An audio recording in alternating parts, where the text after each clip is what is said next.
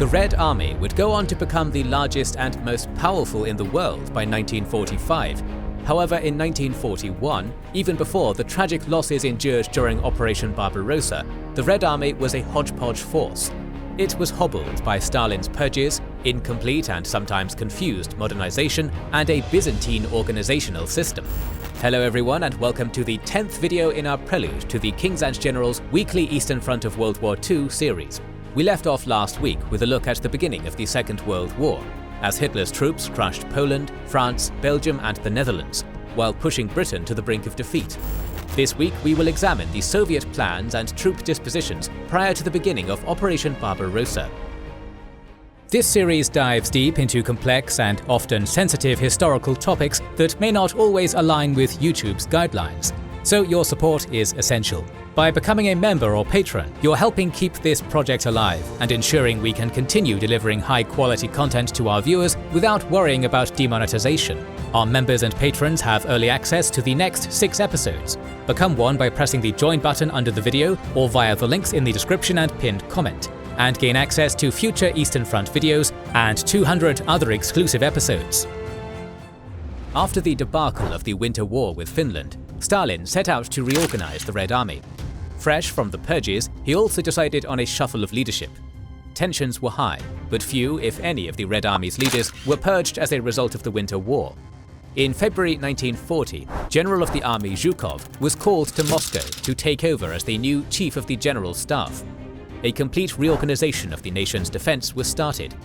There is some disagreement about how much of this was the brainchild of Zhukov, but he proved to be as competent in this new role as he had been in the field. The army in the west of the country was organized into 5 special military districts. These would form defensive fronts to hold back any invasion, while the main forces mobilized. They were headquartered in Leningrad, Riga, Minsk, Kyiv and Odessa. Respectively, these would become the northern, northwestern, western, southwestern and southern fronts. These were essentially shell staff organizations that would be filled out with mobilized units as the Stavka saw fit. It was well known at the time that the highest levels of the command structure of the army were deeply affected by the purges. What was not so clear at the time was what had happened to the middle ranks, the men who would control the divisions and regiments of the Red Army in 1941. These men were significantly younger than their counterparts in the Heer. In many cases, they were division commanders without any professional military education. To make matters worse, many of these men had little to no time to train their forces. It takes time to make competent tactical leaders. Experience must be gained through the exercise of the units. Maneuvers must be planned and then carried out on the training fields in order to teach officers the hows and whys of division-level combat. Unfortunately for the Red Army, this experience would have to be earned in combat.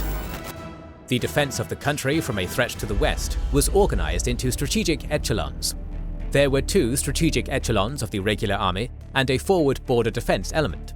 This border defense was made up of the NKVD border guard detachments and regular soldiers in the fortified regions. These troops would build, improve and man the fortifications along the border of the USSR.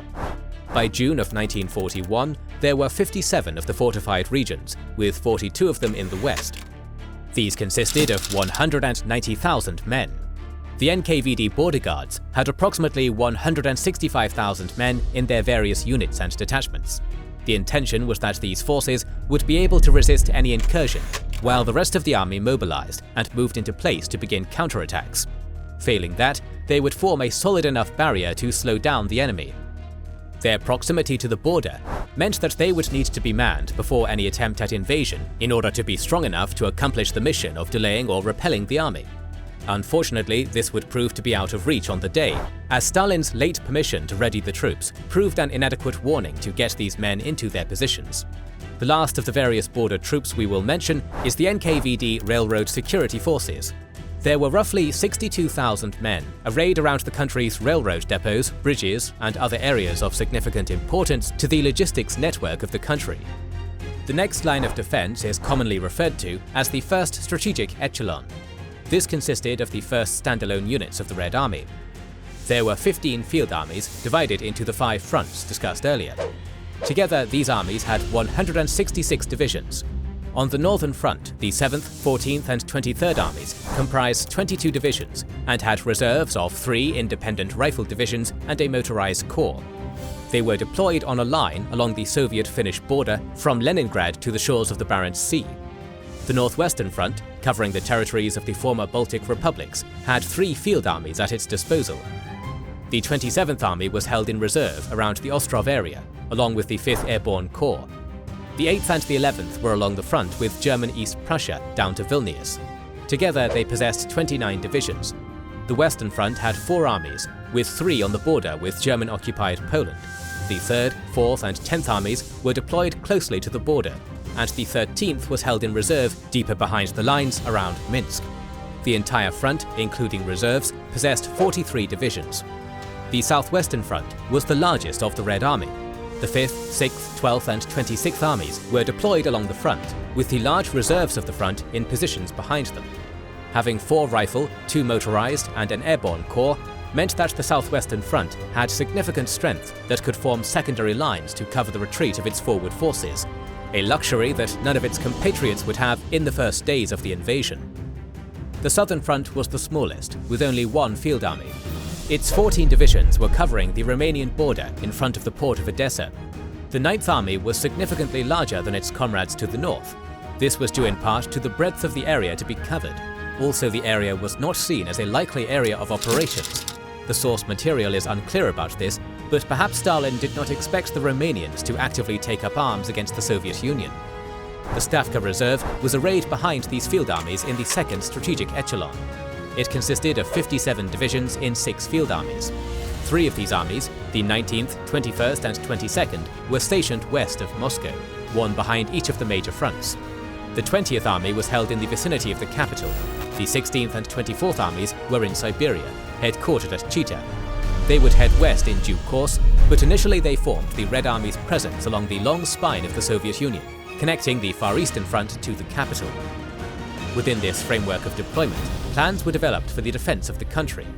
The armies of the 1st Strategic Echelon would bear the brunt of the enemy's invasion.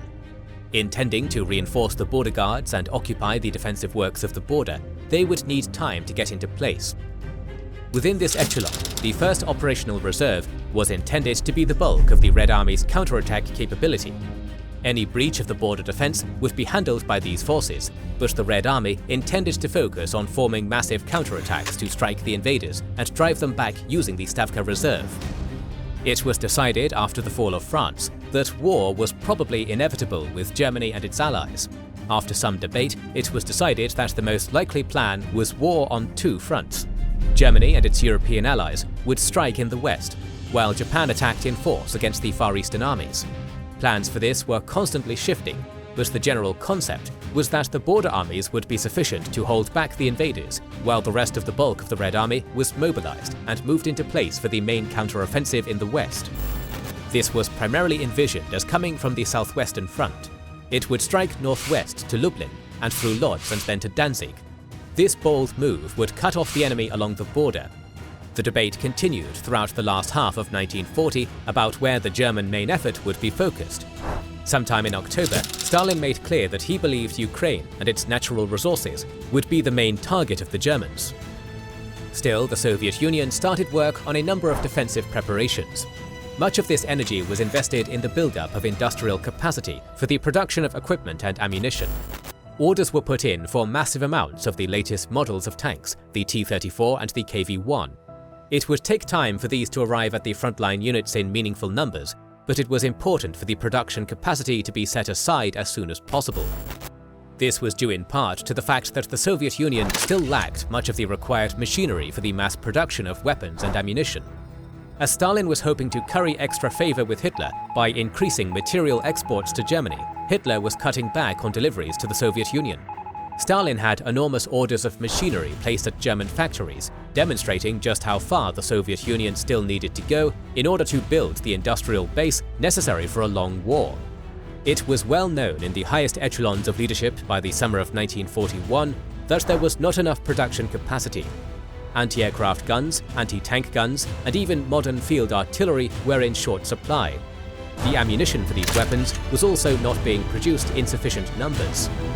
Besides the basic reorganization of the frontier into specific areas of responsibility, there was also the matter of a complete revamp of the order of battle of the Red Army. The independent tank units had been disbanded sometime after the invasion of Poland. After watching the German campaigns in the West, the Stavka now realized the folly of that mistake. They began to reconstitute these units. Tank divisions and mechanized corps were founded and placed into the Red Army's tables of organization. However, these were still fundamentally different than the German conception of the Panzer Group. Those organizations were tasked with strategic goals, like breakthrough and subsequent envelopment.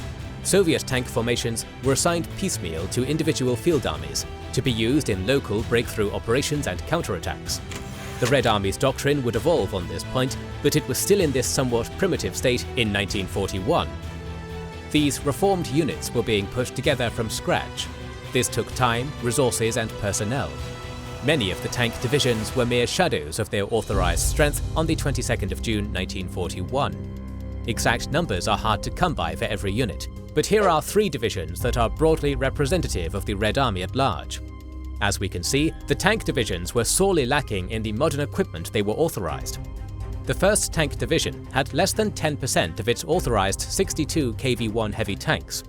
The medium tank battalions were in no better condition, having only 3.8% of their authorized strength of 206 T-34 tanks.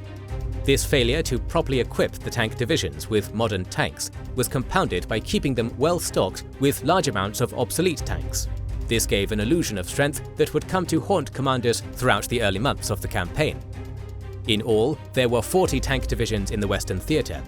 To bring these up to full authorized strength required 8,240 T-34s and 2,408 KV-1s, yet by June, only 967 T-34s and 508 KV-1s had been delivered. Across the theatre, the Red Army only had 11% of the required medium tanks and 20% of its heavy tanks. The tank arm was not the only part of the Red Army to have serious shortcomings in the final days of peace. The standard rifle division structure was changed in early 1940 to a more streamlined form. This was partially due to the removal of the tanks from the infantry support role, where they had been a part of the infantry division. However, reducing the size of the divisions on paper did not mean that the units in the field were actually up to strength. Some of the rifle divisions deployed in the Western Theatre were under strength to the point of absurdity. Red Army units had peacetime authorized strengths that were set by Stavka after the NKO decided on readiness measures. These were reviewed periodically, with strengths going up or down, but never meeting the full mobilization strength of around 14,500 soldiers. By June of 1941, the authorization was as high as 85%. This was an improvement, though certainly not all of the divisions were at this level. Some of these divisions had less than 42% of their authorized strength on the rolls. This number was further reduced by the number of soldiers not actually present, whether due to leave, sickness, or desertion. The Red Air Force was also struggling to rebuild and redeploy in the West, according to the new strategic outlook. Taking experience learned from the Winter Wars and the Spanish Civil War, the Red Air Force restructured its mission sets. Before these wars, there had been a focus on long-range bombing that would destroy enemy airfields and industrial centers. The new plans called for a de-emphasizing of these missions and a refocus on tactical air superiority combined with close air support. This was a reasonable conclusion and one that would be mirrored in other air forces around the world. However, problems arose with the methods chosen to accomplish these new missions. Organized into air regiments, planes would be assigned to the front and army commanders to use as they saw fit. In practice, this meant that the bulk of the Red Air Force was widely dispersed in order to meet the demands of the local commanders. Simultaneously, it meant that small frontier airfields were too densely packed with airframes because of command and control issues. This led to masses of planes being located too close to the border to have the space and requisite time needed to respond to German air concentrations. Accordingly, thousands of planes were destroyed on the ground in the first days of the invasion because they had no warning of incoming attacks. The pride of the Soviet military was poised for destruction in detail.